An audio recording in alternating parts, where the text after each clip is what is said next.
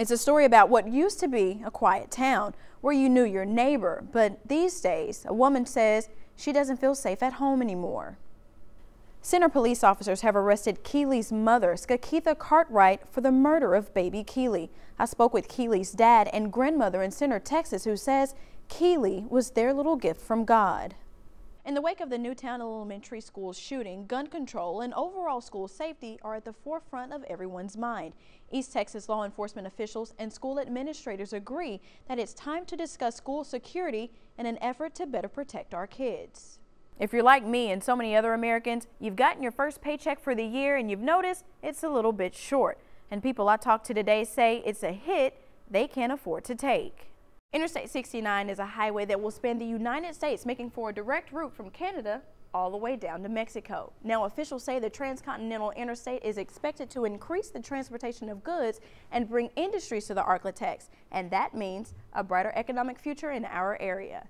I'm here in Austin for the Interstate 69 briefing to be held Wednesday morning, but right now all eyes are on Texas educational funding after Monday's ruling. A judge here in Austin declared that the way that the state pays for its public education is unconstitutional because they're not giving the schools enough money and the way they distribute it is unfair.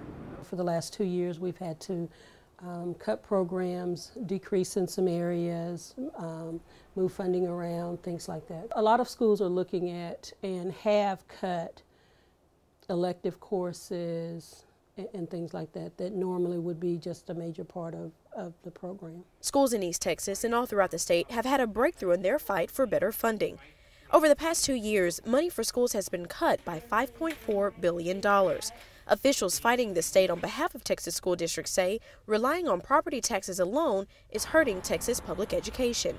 Children that go to school in places where there's not a lot of property value, not a lot of wealth, they don't get the same educational opportunities that the kids in the wealthier places do. It's been widely expected that that would be the decision. Obviously, it's just a step in the process. There will be an appeals process. Ultimately, we'll end up in the Supreme Court. And so I think still the attitude is to kind of wait and see what happens. They know that they've underfunded schools for years. They know that they cut it even further.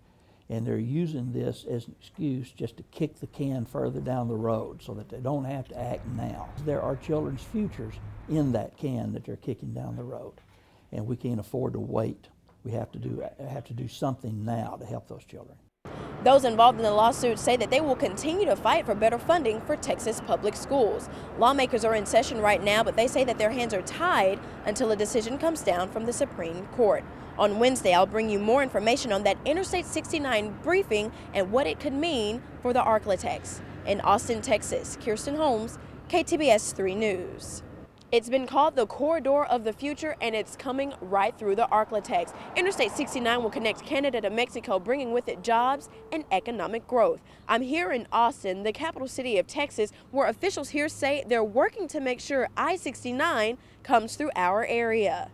It's an amazingly important, not only to Texas, but to the United States, through Louisiana, through Arkansas, through Mississippi, and on into Canada. And once that whole corridor is built, then all of us along that corridor are going to have an opportunity to reap some economic benefits. That's why the I-69 Alliance of Texas met with legislators this week at the Capitol. They say it's key to drive home the significance of the interstate and how it will boost the economy along its route, among other things. Anyone who's traveled up and down 59 knows about congestion in certain areas, and so this is something that's critically important to the long-term future of East Texas and making sure we continue to enjoy that economic development and create and build and invest in the infrastructure to support it. And in this tough economy, the team is looking for creative ways to make sure the project is funded. We're looking at parts of the existing roadway that already meet or are up to interstate standards.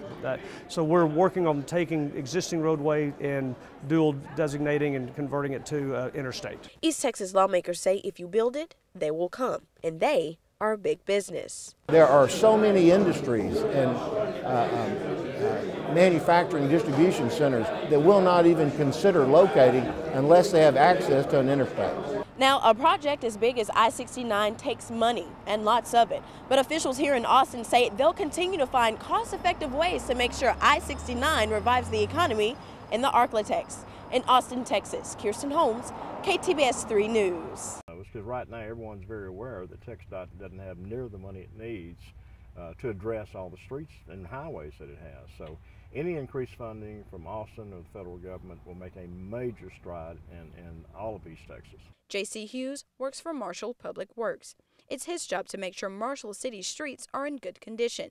He says more money for East Texas infrastructure from TxDOT will trickle down to all East Texas towns. Tied into our local streets, because we have so many TxDOT roads through town, that any increased funding will certainly help improvements on those. Any funding that comes, federal funding that comes through TxDOT for any of those highways is especially beneficial to Marshall from the standpoint that we have high traffic counts on both those roads. Mayor Ed Smith agrees. He says there are several projects in East Texas that rely heavily on TxDOT money to get finished. One of those projects is the completion of Loop 390. That's a project that we've been waiting on for a number of years to finish, and so any funds that are available going forward for infrastructure improvements, that's one area we'd like to see looked at closely. Take a look at this road. It's on the list of projects that need to get done just to maintain this bridge over I-20 in East Texas. So is this intersection of US 59 and Loop 390. If TxDOT doesn't get the money it needs, these well-traveled roads in East Texas could begin to deteriorate.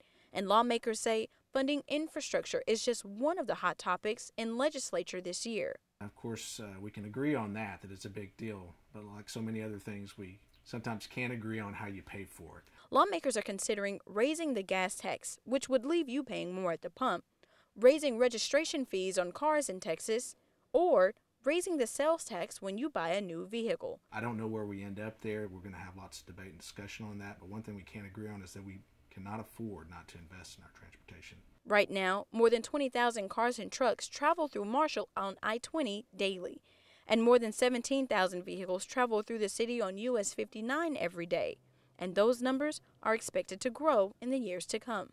As that traffic continues to increase, and there are studies that show you that it's increasing exponentially, at some point you have to look at that roadway and say, can it accommodate the level of traffic? Keristen Holmes, KTBS 3 News.